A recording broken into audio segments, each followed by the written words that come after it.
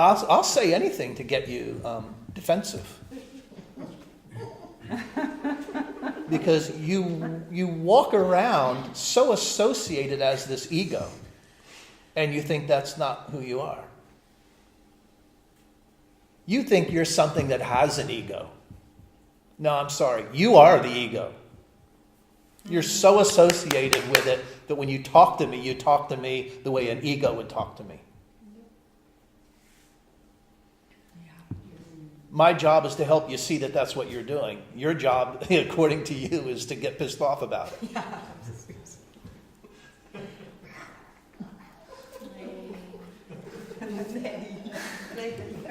And that's the way it always plays out with somebody who's trying to help you see what you don't want to see, or what you're hiding, or what you're embarrassed about. What you wouldn't want to be made public. Is there something about you that you wouldn't want to be made public? Are there things that you know about yourself you wouldn't want anybody to know? Do you know things about you that you don't want anybody to know? Like thoughts that you've had or things that you've done? Hello? You have private thoughts?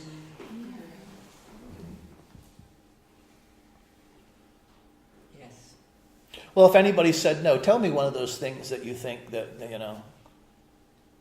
that's not very pleasant about you, that you wouldn't mind everybody knowing about. Since you said, no, I don't mind.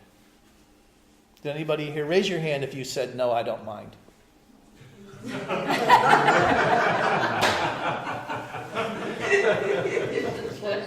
Well, that took care of that, didn't it? So we know that there's a protective thing going on in there somewhere, right? There's some kind of a protection going on in there. Absolutely, totally right. Hello? Yes. Guys? Yes. Okay. Now, that's not freedom. That's not spirit. That's not love. That is not something that's in communication with God. God didn't create anything that needs to be protected. Because everything that God created is the same thing. One creation. There's only one creation. There's not a lot of creations. There's only one.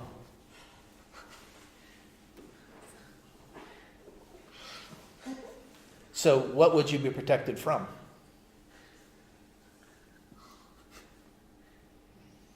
And what would you have to be to need to be protected?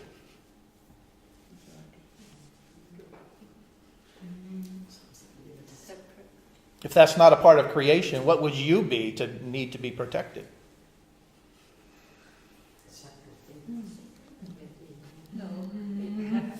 Jesus calls that nothing. What you think you are, Jesus calls that nothing. Thank you. He says, nothing real is threatened.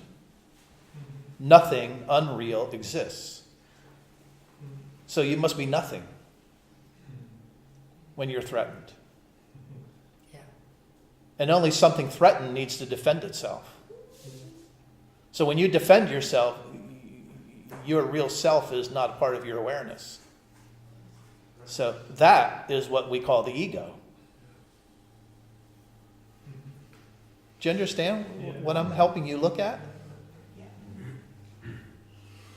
Do you understand what I'm helping you look at? Yes. It's a false self that defends itself. It's not the real you. So your willingness to do that is your willingness to not know God. And Jesus says the willingness to not know God is an attack upon God. How do you like that? How do you like realizing you're attacking your God? You don't want to admit that, do you? Right? You don't, do you? Like, you don't go through the day going, oh shit, I attacked God again. Right? You don't, but you don't, honestly speaking, right? You don't admit that to yourself. You know what I was doing today? Thank you. I fell for it again. Yeah. I do that. You just, it's just like, you know. But do you understand how helpful that would be to you if you were to realize that that's what you're doing? Because I bet at some point you'd stop. Yeah. Because that's not the kind of relationship you want to have with your Creator. You want one that is full of love between the two of you. Until there's so much love there that there's not two of you. Hello? Yeah, Now, I you know, to me, what I've just got done saying to you is very confrontational. Yeah. You know, confrontational?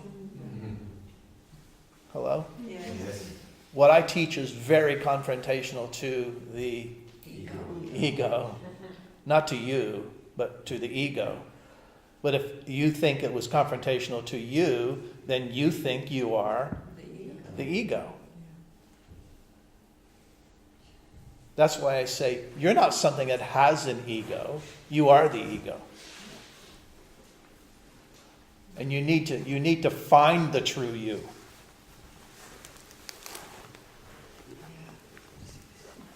Because until you do, you're attacking your Creator. What do you mean I'm attacking my Creator? Well, it's not the will of your Creator to be separate. And while you insist on being separate, that is an attack upon your Creator because it's not your Creator's will.